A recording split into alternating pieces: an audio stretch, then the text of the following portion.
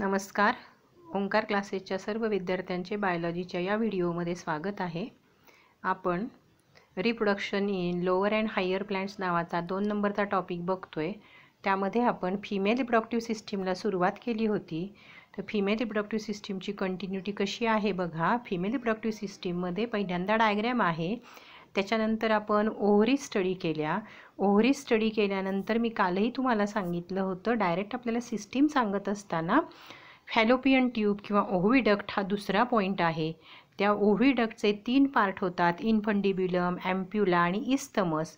त्याच्यानंतरचा तिसरा पॉईंट आहे युटेरस, त्याचे पुन्हा 3 भाग होतात, फंडस, बॉडी आणि सर्व्हिक्स. याच्यानंतरचा पार्ट आपण व्हजायना बघितला होता. याच्यानंतर आपल्याला आता बघायचं आहे एक्सटर्नल जेनेटॅलिया. फिमेल रिप्रोडक्टिव्ह सिस्टीममधला पार्ट आहे एक्सटर्नल जेनेटॅलिया. तर एक्सटर्नल जेनेटॅलियामध्ये आपल्याला काय काय पाहायचं आहे ते लक्षात घ्या. सगळे पॉईंट्स आपण त्यातले आज पूर्ण करूयात. The external genital organs of the female includes parts external to the vagina and collectively called vulva. म्हणजे बॉडीच्या बाहेर आणि व्हजायनानंतर जे पार्ट असतात त्याला आपण व्हॉल्वा असं म्हणतो. म्हणजे सगळ्यांना मिळून व्हॉल्वा असं म्हटलेलं आहे. तर व्हॉल्वा शब्दाचा अर्थ तिथे दिलेला आहे, लक्षात घ्या. Covering or wrapping. रॅपिंग म्हणजे गुंडाळणं, कव्हरिंग म्हणजे कव्हर करणं, म्हणजे सगळ्या पार्टला कव्हर करणारं ते स्ट्रक्चर आहे.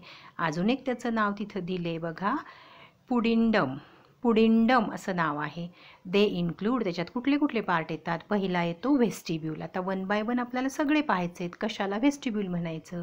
It is A median vertical depression. लक्षात घ्या, मेडियन म्हणजे मध्यभागी, व्हर्टिकल म्हणजे उभं, डिप्रेशन या शब्दाचा अर्थ खाच किंवा खोलगट भाग, of व्हॉल्वा एन्क्लोजिंग urethral and vaginal opening. म्हणजे ज्याच्यामध्ये रिप्रोडक्टिव्ह सिस्टीमचं ओपनिंग ज्याला व्हजायनल ओपनिंग म्हणतात आणि एक्सक्रिटरी सिस्टीमचं ओपनिंग ज्याला युरेथ्रल ओपनिंग म्हणतात, हे 11वीत झालं होतं. ही दोन्ही ओपनिंग ह्या व्हेस्टिब्यूलमध्ये ओपन होतात. नंतर labia minora. These are the anterior part of thin folds inner two, म्हणजे आतल्या बाजूचे 2 स्किनचे fold, inner two labia majora. याचाच अर्थ लेबिया मेजोर बाहेरच्या बाजूला असतो आणि लेबिया मायनोरा आतल्या बाजूला असतो. With which they merge posteriorly to form. आणि त्याच्यामध्ये ते 2 एकमेकाशी मिळतात, एकत्र येतात आणि तयार होतं फोर्चिटी. त्याला आपण काय म्हटले, फोर्चिटी. व्हाईल टुवर्ड्स अँटेरियर एंड, म्हणजे पोस्टिरियर एंडला ते एकत्र आल्यानंतर फॉर्चिटी तयार होतं आणि अँटेरियर एंडला ते converge in to the hood like covering called क्लायटोरिस. किंवा त्याला म्हटलं आहे दे converge in to A hood like covering around the क्लायटोरिस. आता हुड लाईक कव्हरिंग म्हणजे काय, अराउंड द क्लायटोरिस म्हणजे क्लायटोरिसच्या सभोवती हुडसारखं स्ट्रक्चर ते तयार करतात. म्हणजे थोडक्यात त्या क्लायटोरिसचं कव्हरिंग, वरचं आवरण असं आपण म्हणूयात clitoris. A small conical and sensitive projection. Small आहे, कोनिकल आहे, सेन्सिटिव्ह म्हणजे संवेदनक्षम आहे. Projection lying at the anterior end of labia minora. Labia मायनोराचा जो अँटेरियर एंड असतो त्यालाच आपण काय म्हणतोय, क्लायटोरिस, तो तिथे आहे. It has a pair of erectile tissue. त्याच्यामध्ये पेअर ऑफ इरेक्टाईल टिश्यू आहेत. The corpora cavernosa and is homologous to penis. आता इथे नीटला बसणाऱ्या विद्यार्थ्यांनी लक्षात ठेवायचं आहे, क्लायटोरिसमधला हा जो टिश्यू आहे तो कशासारखा आहे, मेलमधल्या कुठल्या पार्टसारखा, तर पेनिससारखा आहे. नंतर लेबिया मेजोरा म्हणजे बाहेरचे fold. These are a pair of fleshy folds of the skin forming boundary of vulva. Boundary म्हणजे सीमा, बाहेरची बाजू. They are homologous to scrotum. आता हा पॉईंट आपल्या लक्षात ठेवायचा आहे. लेबिया मेजोरा जो फिमेलमध्ये असतो तो मेलमधल्या कुठल्या पार्टशी होमोलॉगस असतो, तर स्क्रॉटमशी होमोलॉगस. होमोलॉगस या शब्दाचा अर्थ सारखा, same. They surround and protect the other parts of the external genitalia. तर लेबिया मेजोरा काय करतो, सराउंड करतो. सराउंडचा अर्थ गुंडाळणं, आतल्या बाजूला घेणं. अँड प्रोटेक्टचा अर्थ तुम्हाला कळतो. And enclose the urethral and vaginal opening in the vestibule. आणि त्याच्या आतल्या बाजूला युरेथ्राचं ओपनिंग आणि व्हजायनाचं ओपनिंग असतं व्हेस्टिब्यूलमध्ये. नंतरचा पार्ट आहे mons pubis. It is a fleshy elevation. Elevation म्हणजे उंचवटा, उंच भाग. above the labia majora. The mons pubis and outer part of labia majora shows pubic hair. आणि या ठिकाणी आपल्याला pubic hairs पाहायला मिळतात. आता नंतरचा पार्ट आहे 6th पार्ट आपण बघतोय एक्सटर्नल जेनेटिलिया नंतरचा ॲसेसरी ग्लँड्स. त्यामध्ये व्हेस्टिब्युलर ग्लँड आहे किंवा त्याचंच दुसरं नाव आहे Bartholin's gland. It is a pair of gland homologous to. बघा आता पुन्हा नीटसाठी प्रश्न. ह्या ग्लँड्स आहेत फिमेलमध्ये, पण मेलमधल्या कुठल्या ग्लँडची होमोलॉगस असतात, सेम असतात, बार्थोलिन्स ग्लँड और Cowper's gland of the male. हे कुठलं कशाशी साम्य आहे हे परीक्षेला विचारलं जातं. They open into vestibule and release a lubricating fluid. आणि त्या व्हेस्टिब्यूलमध्ये ओपन होतात आणि लुब्रिकेटिंग फ्लुइड बाहेर टाकतात किंवा सिक्रीट करतात. आता नंतरचा पार्ट आपल्याला फिमेल रिप्रोडक्टिव्ह सिस्टीममधला जो बघायचा आहे तो आपण पाहणार आहोत मॅमरी ग्लँड्स. आता थोडंसं समजून घ्या. इथे डायग्रॅम दिली आहे मॅमरी ग्लँडची. ते थोरॅसिक रिजनमध्ये असतात, त्यामुळं आपल्याला रिब्स दाखवलेले आहेत. रिबच्या मधले जे मसल्स असतात, 2 रिबच्या मध्ये, त्याला आपण इंटरकोस्टल मसल म्हणतो. त्याच्या आतमध्ये कशाचा भाग असणार आहे, थोरॅसिक कॅव्हिटीमध्ये लंगचा पार्ट असणार आहे. नंतर आणि काय दाखवले बघा, पेक्टोरॅलिस मेजर मसल तिथे आहे. नंतर सस्पेन्सरी लिगामेंट्स आहेत, म्हणजे त्याला सस्पेंड करणारी, तरंगत ठेवणारी. नंतर लॅक्टिफेरस सायनस आहे. सायनस म्हणजे कॅव्हिटी की ज्या ठिकाणी मिल्क येऊन साठू शकेल. लॅक्टिफेरस डक्ट आहेत की ज्याच्यात मिल्क तयार होतं. नंतर ग्लँडची लोब्युल्स आहेत आतमध्ये आणि त्याला सपोर्ट करणारं फॅट आहे. आता असं आपल्याला मॅमरी ग्लँडचं स्ट्रक्चर बघायचं आहे. Accessory organ of the female reproductive system for production and release of milk. Production म्हणजे तयार करणं, रिलीज म्हणजे बाहेर टाकणं. आफ्टर पार्च्युरेशन म्हणजे बाळाचा जन्म झाल्यानंतर. Development of memory glands occurs at puberty under the influence of oestrogen and progesterone. तर ह्या मॅमरी ग्लँडचं जे प्रोडक्शन आहे हे कशाच्या अंडर होतं, तर 2 हार्मोन्स आहेत, इस्ट्रोजेन आणि प्रोगेस्टेरॉन. ह्या 2 हार्मोनच्या अंडर ही ग्लँड काम करते. लॅक्टोजेनिक हार्मोन म्हणजे परत काय म्हटलंय, LTH किंवा prolactin helps in development of lactiferous tubules during pregnancy. आणि प्रोलॅक्टिन नावाचा हार्मोन आहे, त्याचं दुसरं नाव LTH. हा त्याच्या डेव्हलपमेंटसाठी मदत करतो. ज्या वेळेला प्रेग्नन्सी असते त्यावेळेला ह्या लॅक्टिफेरस ट्युब्युल तिथे डेव्हलप होतात.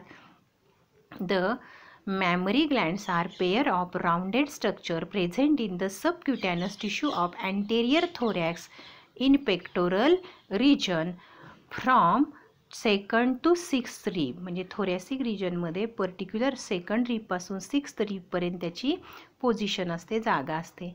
These are modified sweat gland. हे लक्षात ठेवा, हे 11वीतच झालेलं आहे. Mammary glands are modified sweat glands. Each mammary gland contain fatty connective tissue and numerous lactiferous duct. Fatty connective tissue असतं आणि lactiferous duct ह्या भरपूर असतात, मेनी असतात. The glandular tissue of each breast is divided into 15 to 20 irregularly shaped mammary lobes. डायग्राममध्ये आपल्याला दाखवलेले आहेत. Each with alveolar glands and lactiferous duct. Alveolar glands secrete milk which is stored in the lumen of alveoli. Alveolar gland मध्ये त्याच्या lumen मध्ये milk साठवलं जातं, secrete केलेलं. The alveoli open into mammary tubules. The tubules of each lobe join to form mammary duct. Many mammary duct join to form wider mammary ampulla. ह्या प्रत्येक duct join होतात आणि वाईड पोर्शन तयार होतो, त्याला म्हटले mammary ampulla, which is connected to lactiferous duct. जे lactiferous डक्टला जॉईन केलं जातं. These converge towards the nipple. आणि हे सगळे मिळून एकत्र येतात निपलच्या बाजूला. Located near the tip of the breast. आता हे जरा समजून घ्या, डायग्रॅममध्ये बघून घ्या. It is surrounded by a dark brown coloured and circular area of the skin called areola. आता हा पॉईंट शेवटचा व्यवस्थित लक्षात घ्या. हा जो टीपचा पोर्शन आहे तो ब्राऊन कलरच्या स्किननी कव्हर केलेला असतो आणि त्याला म्हणतात ॲरोला. हे परीक्षेला विचारलं जातं. आता ब्रेस्ट कॅन्सर आपल्याला बघायचं आहे. स्क्वेअर ब्रॅकेटमध्ये symptoms. First symptoms of the breast cancer is a lump in breast or under arm. Lump याचा अर्थ उंचवटा किंवा गाठ. Lump is painless. पेनलेस असते म्हणजे त्याला वेदना होत नाहीत. Swelling of all parts of the breast, swelling येतं, सूज येते. स्किन इरिटेशन, इरिटेशन म्हणजे जळजळ होते. ब्रेस्ट ऑर निपल पेन, निपलमध्ये पेन होतं. निपल रिट्रॅक्शन, रिट्रॅक्शन म्हणजे ते आत ओढलं जातं. रेडनेस, ते लाल होतं. स्केलिनेस, स्केलिनेस ऑर थिकनिंग, स्केलिनेस म्हणजे फुटल्यासारखं वगैरे वाटतं किंवा जाड होतं. Thickening of nipple or breast skin, आणि त्याच्यातून डिस्चार्ज बाहेर येतो. नंतर डिटेक्शन कसं करतात बघा, मॅमोग्राफ, मॅमोग्राफ म्हणजे मॅमरी ग्लँडचा एक्सरे काढणं. नंतर अल्ट्रासाऊंड आहे, MR आहे, बायोप्सी आहे आणि ब्लड टेस्ट आहे. याच्यामार्फत आपल्याला ब्रेस्टचा कॅन्सर आहे की नाही याचं निदान करता येतं. तर ट्रीटमेंट काय आहे, जसं आपण युटेरसच्या बाबतीत पाहिलं होतं तसंच रेडिएशन थेरपी, किमोथेरपी. आता इथं अजून एक नवीन नाव आले, लंपेक्टोमी. लंपेक्टोमी म्हणजे ते लंप काढून टाकायचा, तो उंचवटा, ती गाठ काढून टाकायची. आणि मॅमोप्लास्टी असे त्याचे ट्रीटमेंट आहेत. आता नंतरचा पॉईंट नीटसाठी व्यवस्थित लक्षात घ्या, विनिंग. विनिंग म्हणजे काय, mother's milk is replaced gradually by solid food after some time, this process is called weaning. म्हणजे बाळ जन्माला आल्यानंतर आईचं दूध पित असतं, हळूहळू त्या दुधाला सप्लिमेंट म्हणून थोडंसं सुरुवातीला आपण त्याला सॉलिड फूड द्यायला लागतो आणि नंतर ते हळूहळू सॉलिड फूडच द्यायला सुरुवात करतो आणि मिल्क रिप्लेस केलं जातं, म्हणजे दिलं जात नाही. याला म्हणायचं विनिंग. आता puberty or sexual maturity in males. Puberty is the age at which reproductive system becomes functional. Sex organ begins to produce gametes and sex hormone. In males, onset of puberty occurs at the age of 12 to 15 years. मेलमध्ये puberty किंवा maturity प्राप्त होते 12 to 15 years. Under the influence of मेलमधल्या हार्मोनचं नाव आहे testosterone. The secondary sexual character appear, त्याच्यामध्ये changes होतात. Thereafter it remains functional throughout the life, आणि नंतर झालेले बदल लाईफमध्ये तसेच राहतात. त्याच्यानंतरचा पॉईंट बघा काय आहे, प्युबर्टी सेक्शुअल मॅच्युरिटी इन फिमेल्समध्ये कशी होते. The reproductive system become functional at puberty. It is characterized by onset of, आपण हे आधीच पाहिले, मेन्स्ट्रुअल सायकल कॉल्ड मिनार्च म्हणजे पहिलं cycle, which usually occurs at 10 to 14 years. However unlike in male, the mature female shows cyclic changes in their reproductive system. म्हणजे मेलमध्ये हे होत नाही, पण फिमेलमध्ये रिप्रोडक्टिव्ह सिस्टीममध्ये सायक्लिक चेंजेस होतात. द मेन्स्ट्रुअल सायकल होतं. This cycles continue only up to menopause, आणि ही सायकल फक्त मिनोपॉजपर्यंतच असतात. This normally happens at the age of 45 to 50. The period of मिनार्च to menopause is the reproductive age of the female. The female is unable to bear children by natural method after menopause, म्हणजे menopause नंतर तिला मूल होऊ शकत नाही. Menarche म्हणजे first cycle, menstrual cycle and menopause are controlled by gonadotropic hormones, आणि याला कोण कंट्रोल करतं, तर गोनॅडोट्रॉपिक हार्मोन कंट्रोल करतं. मेलमध्ये आणि फिमेलमध्ये प्युबर्टी कधी प्राप्त होते आणि काय चेंजेस होतात हे आपण आता इथे पाहिलं. जरा हा पण व्हिडिओ 2 वेळा ऐका, वाचून घ्या आणि होमवर्कच्या प्रश्नांची उत्तरं द्या. थँक्यू.